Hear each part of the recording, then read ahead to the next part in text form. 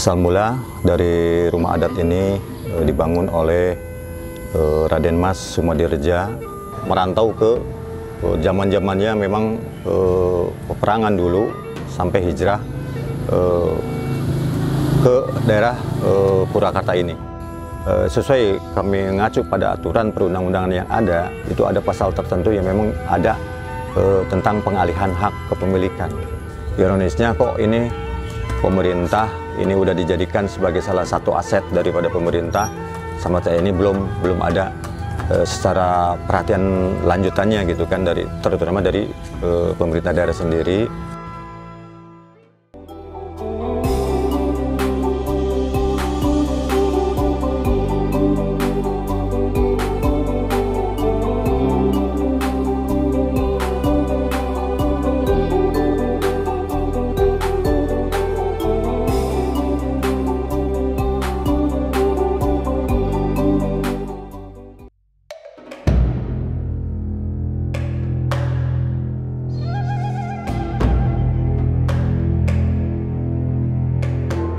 Desa Citalang, Kecamatan Purwakarta memiliki kisah sejarah menarik. Di sana, terdapat rumah kuno peninggalan sejarah kemerdekaan Indonesia. Berdasarkan catatan sejarah, rumah ini didirikan sekitar tahun 1900 hingga 1905 oleh Lurah pertama Citalang, yaitu Raden Mas Sumadireja atau juga yang dikenal dengan gelar Patinggi III. Lokasi rumah adat bersejarah ini berjarak kurang lebih 4 km atau sekitar 15 menit perjalanan dari pusat kota Purwakarta. Saat ini para keluarga pewaris rumah kuno Citalang bersama-sama menjaga dan merawat salah satu situs sejarah yang berusia kurang lebih 120 tahun ini.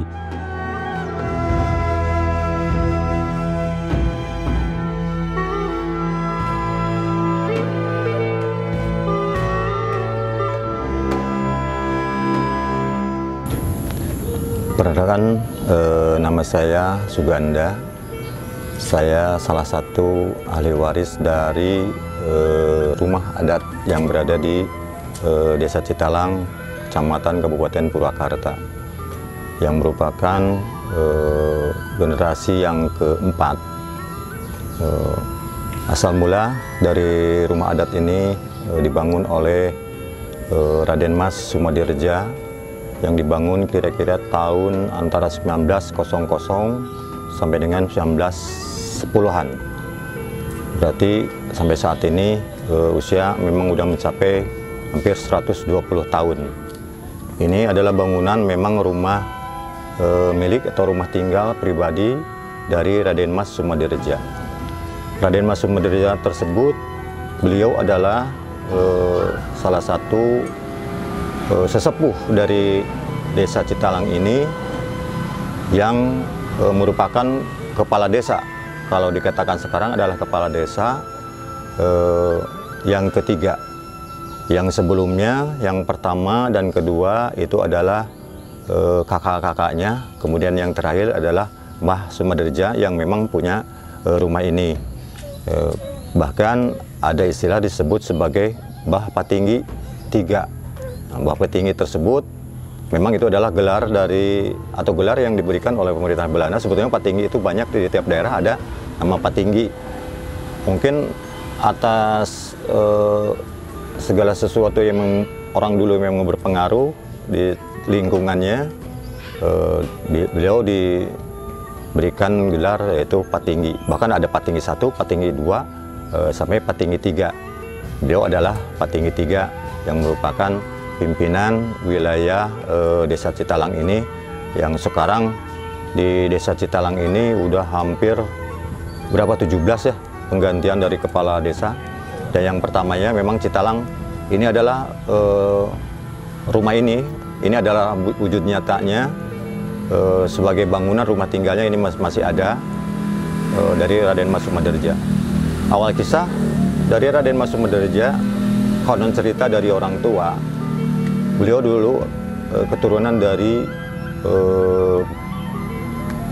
dari salah satu Bupati Brebes, dari Bupati Brebes yang hijrah memang merantau ke zaman-zamannya memang peperangan dulu sampai hijrah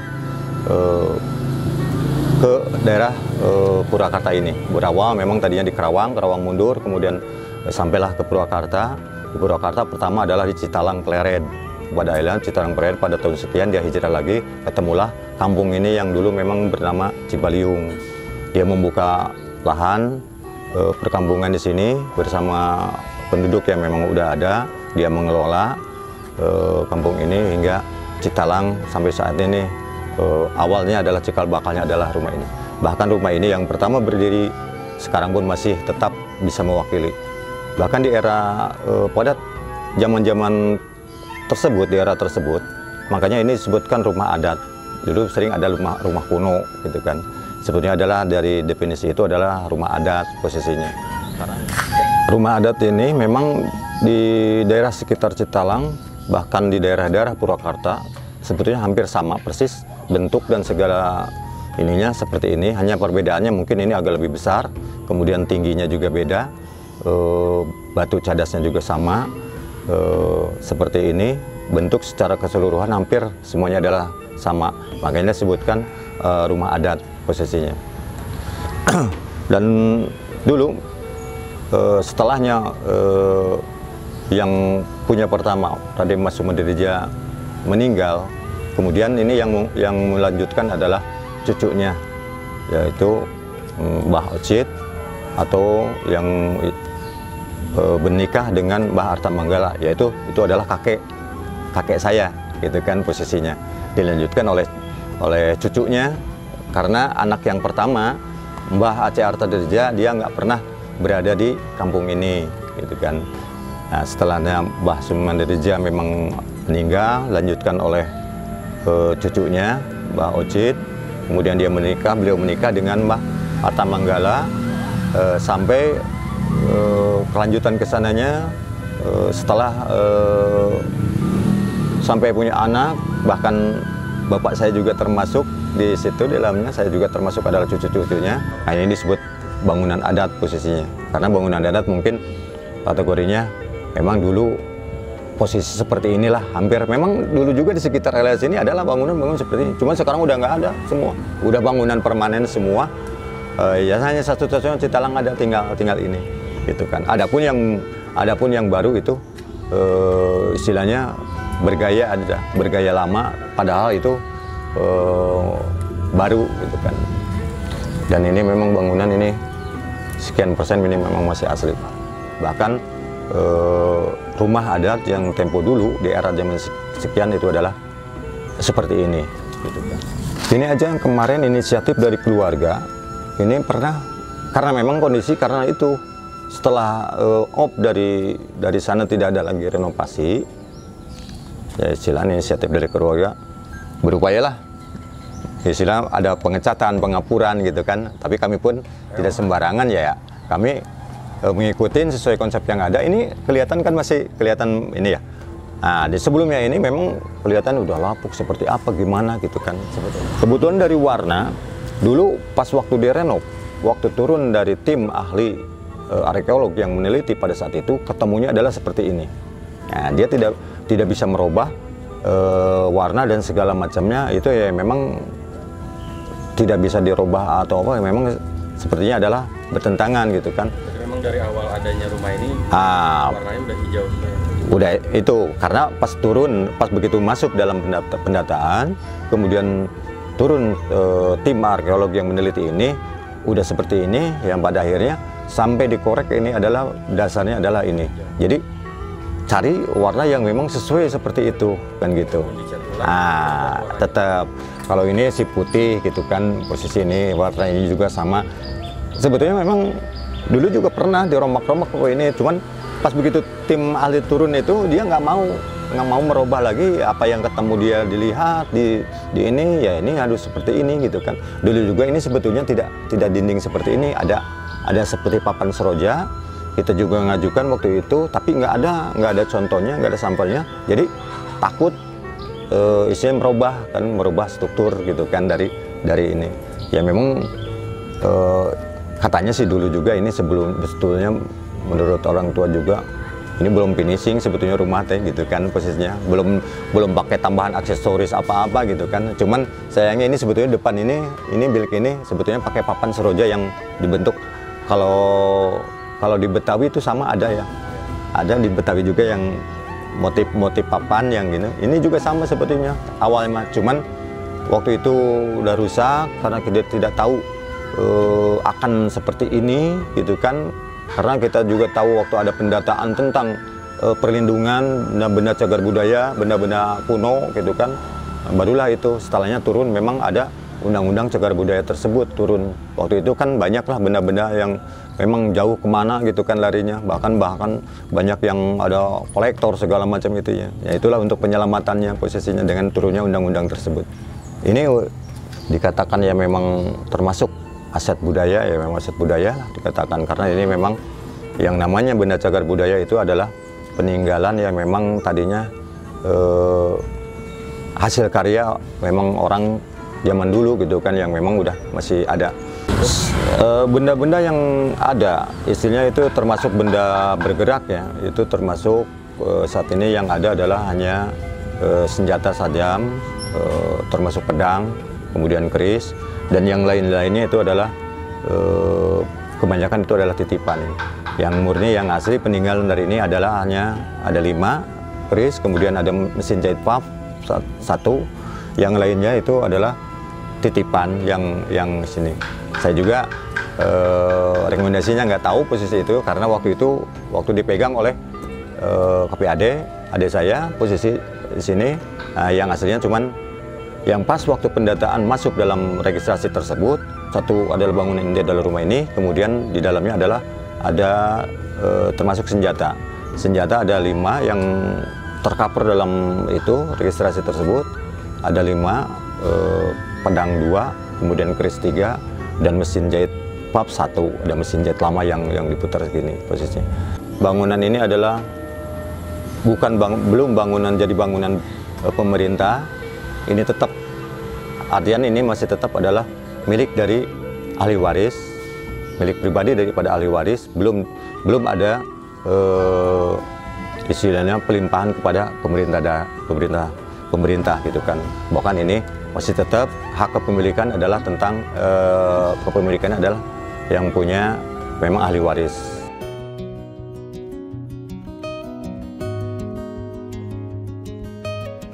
Dari literatur catatan sejarah, tercatat bahwa pendirian rumah kuno yang pada zamannya ditempati oleh Lurah Citalang pertama itu dijadikan sebagai rumah dinas. Namun, tak diketahui secara pasti apakah rumah itu dijadikan tempat kegiatan pusat pemerintahan atau tidak. Untuk diketahui bahwa rumah kuno Desa Citalang ini didata sebagai cagar budaya pada sekitar tahun 1980-an. Seluruh biaya pemeliharaan dan perawatannya sempat di bawah naungan Balai Pelestarian Purbakala Wilayah Kerja Provinsi Banten, Jawa Barat, sebelum akhirnya dihentikan.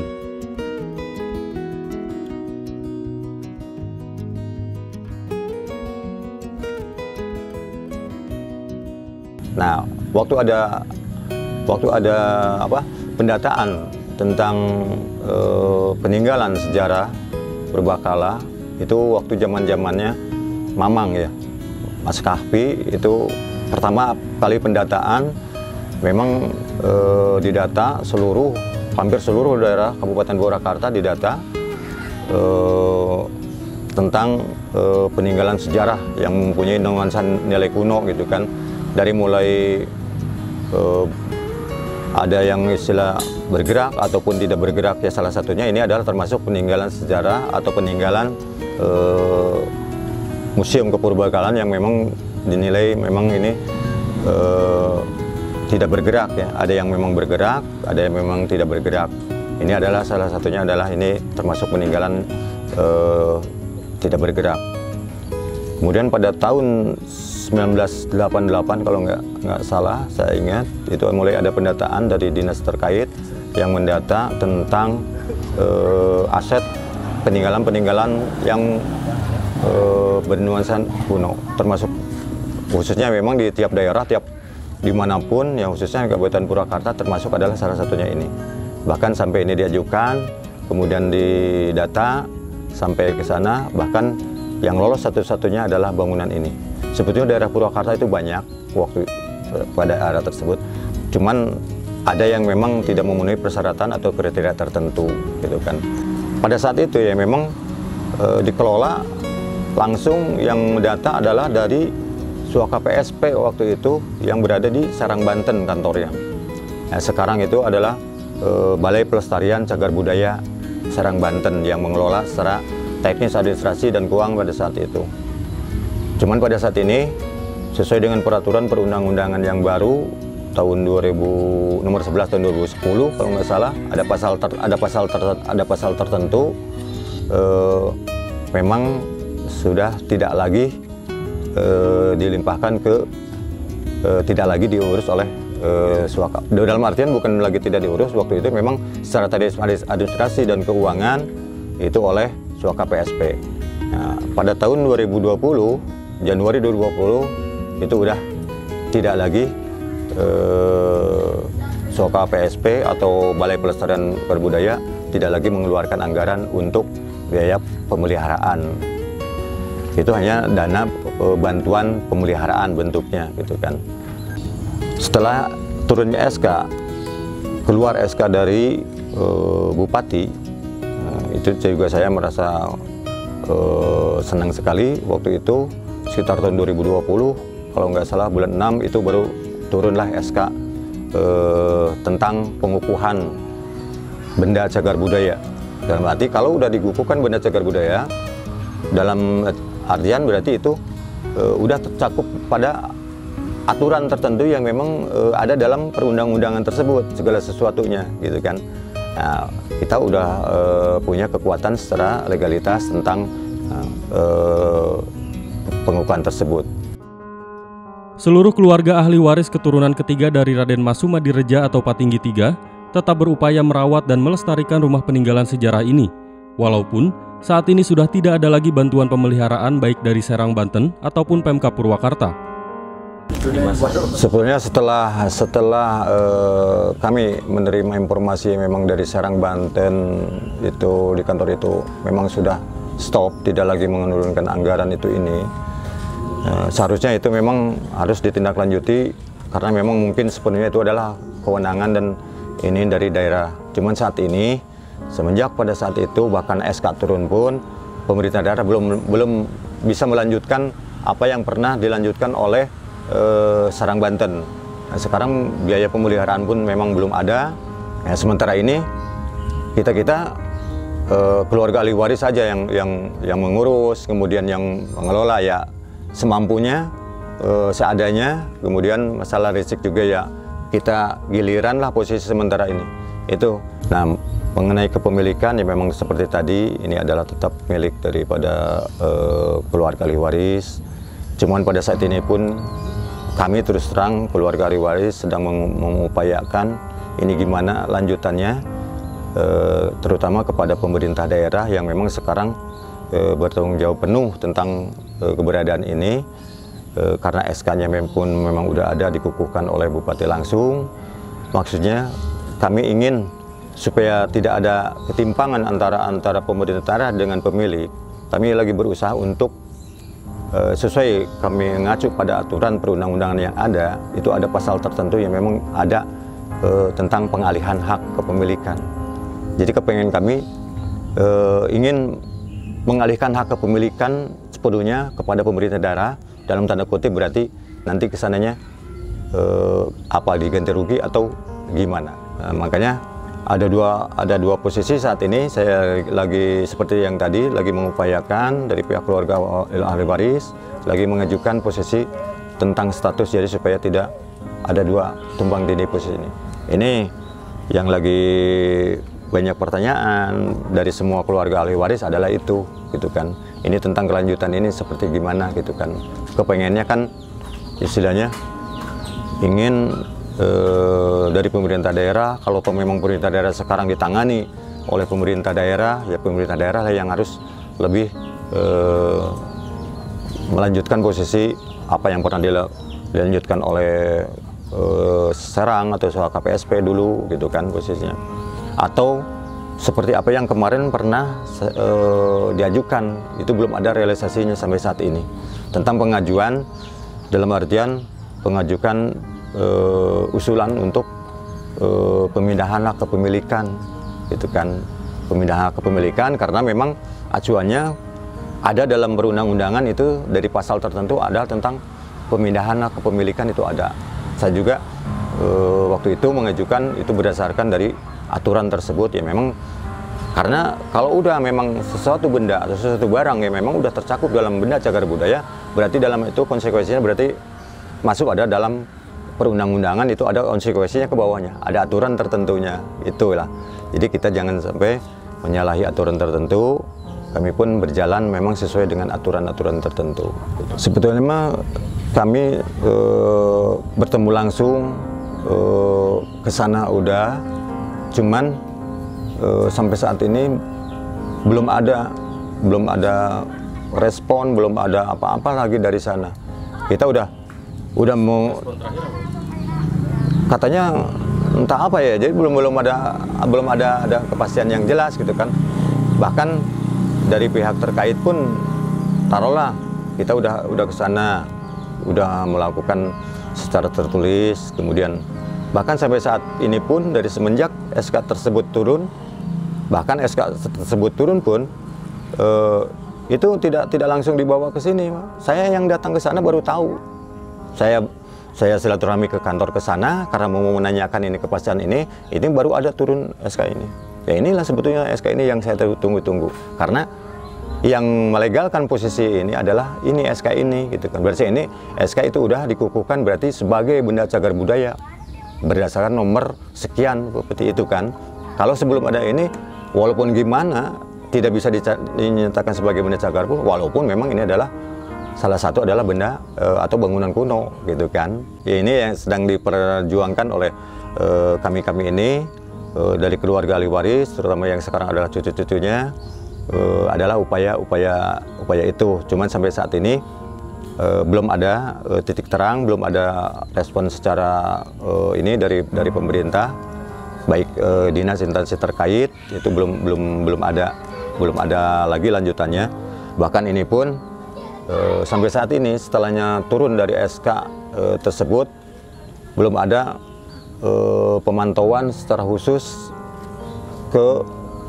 atau melihat tentang kondisi bangunan ini yang memang udah seperti inilah. Gitu kan. Cuman ironisnya kok ini pemerintah ini udah dijadikan sebagai salah satu aset daripada pemerintah, sama saya ini belum ada secara perhatian lanjutannya gitu kan, terutama dari pemerintah daerah sendiri belum ada gimana gitu kan. Sementara kami juga dari pihak ahli waris ini lagi menunggu kemana arahnya posisinya, mau gimana kan posisinya seperti itulah. Nah cuman kalau setelah ada SK-nya tersebut otomatis berarti ada perundang-undangannya. Di situ ada pasal-pasalnya tentang pemeliharaan, tentang pemindahan hak, tentang larangan segala macam, tentang sanksi, itu udah ada. Berarti udah terkurung ke sana posisinya. Dan cuman sekarang kita berupaya ke sana sudah, kami masih menunggu terus sampai saat ini pun ya belum ada satupun yang memang dari pihak terkait, ya terutama dinas terkait ya yang menangani tentang masalah ini, belum ada yang pernah datang silaturahmi melihat posisi kondisi ini, belum ada. Apalagi berbicara tentang masalah keinginan daripada keluarga ahli waris yang tentang posisi itu belum sampai ke sana. Mengenai untuk lanjutan misalkan harus dirawat, diurus, ada dana pemeliharaan seperti yang dilakukan itu juga belum ada posisinya. Mungkin lanjutan ke sananya ya memang harapan kami pun ini termasuk dari media bisa membantu kesananya, karena memang keluarga ahli waris pada saat ini karena bukan satu ya, dia punya banyak pemikiran dan segala macam. Jadi supaya kita melepaskan ini jadi tidak jadi angan-angan, karena ini luas tanah ini kurang lebih 1.300 yang terkurung dalam areal ini, yang tercantum dalam situs ini adalah 1.300.